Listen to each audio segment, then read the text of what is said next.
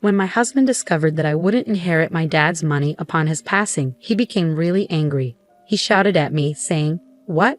You can't inherit the house and money? I don't need you anymore. I want to break up with you right now." After that, I harbored a desire to retaliate against my husband and my sister, who hastily remarried. My name is Julie, and I work in an office. I'm 32 years old and have been married to Brian for 2 years. I met Brian through a mutual acquaintance, and then we tied the knot. My family was affluent, but with only my sister Mary and me as heirs, our relatives fretted over who would inherit. They deemed Brian a suitable match for me and thus introduced us. Though Brian didn't inherit any money officially, he moved into my parents' home with us. Unfortunately, my mom passed away a few years ago, leaving just my dad, my husband, and me in the house. Brian appeared kind and cared for my dad, but before our marriage, the relative who introduced us cautioned me about him. "I introduced Brian to you, but be cautious. He can be quite fixated on money." Despite nearing our wedding and exchanging engagement rings, I didn't notice any glaring signs of Brian's fixation, so we proceeded with the marriage. Even after tying the knot, I remained vigilant due to the warning. However, Brian didn't seem excessively focused on wealth. Occasionally, he'd inquire about our family's finances during drinks with my dad. Since my dad was forthcoming, I didn't think much of it. Another point of interest for Brian was my sister.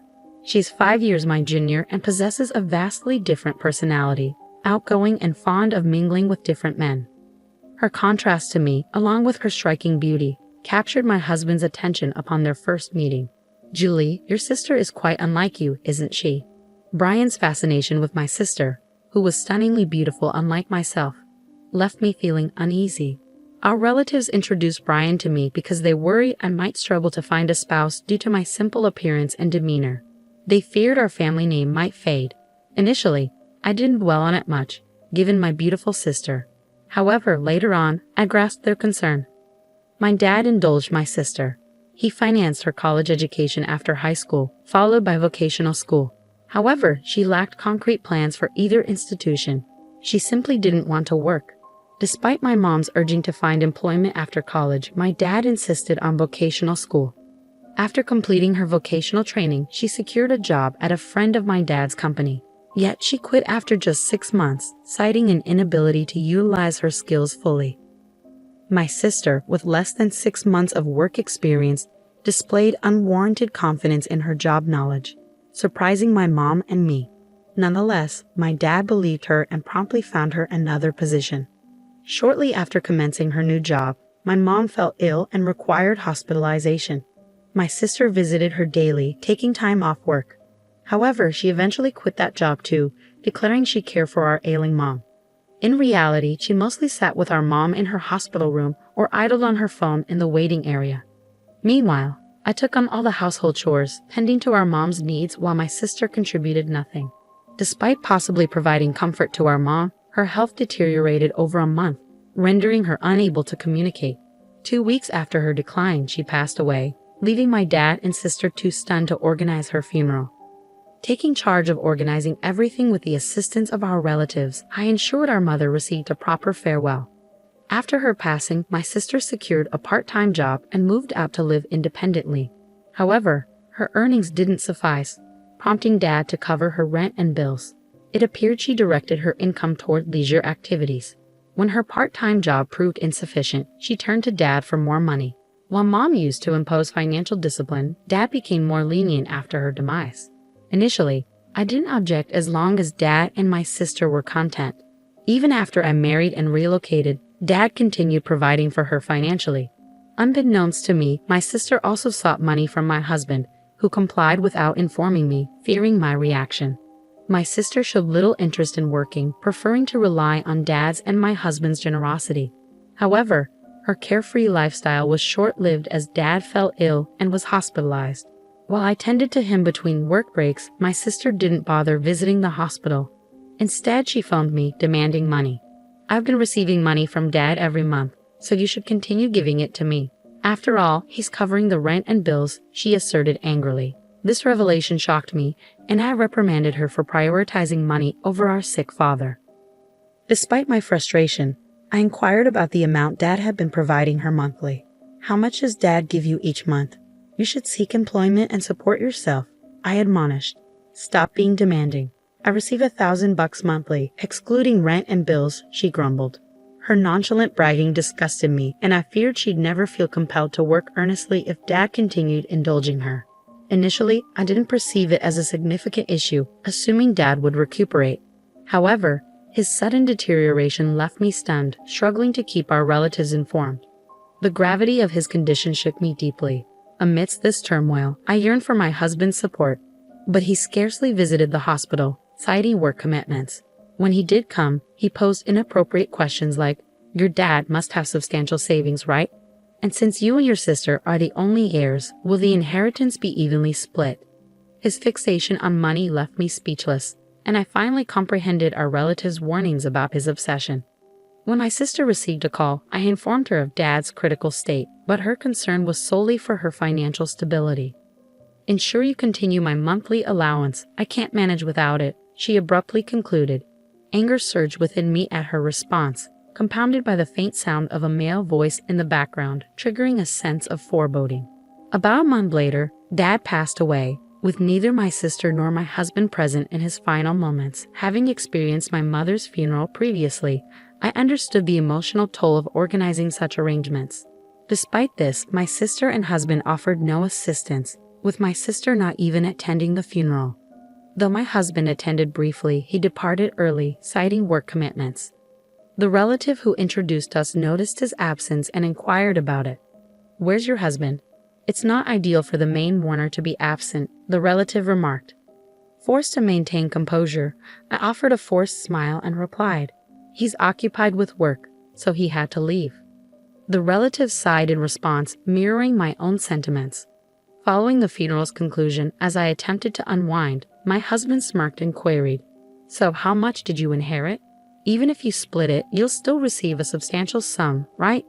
Remembering the forewarnings from our relatives, it dawned on me that my husband was solely fixated on my father's wealth. Disappointed by his true intentions, I avoided giving him a direct response. "I'm not sure yet. My sister seems to be inheriting everything, and I might not receive anything.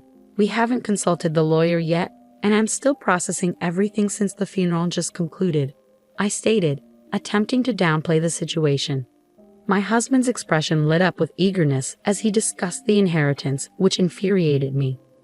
Suppressing the urge to laugh out of frustration, I responded, "I don't know. It seems I might not receive anything, and frankly, your excitement over it is quite exasperating." Taking my words seriously, he exploded, "What? You're not inheriting anything. I don't want you anymore. Let's get divorced right away." Feeling equally fed up, I retorted, "Fine, let's do it. You only married me for my dad's money anyway. I'm filing for divorce."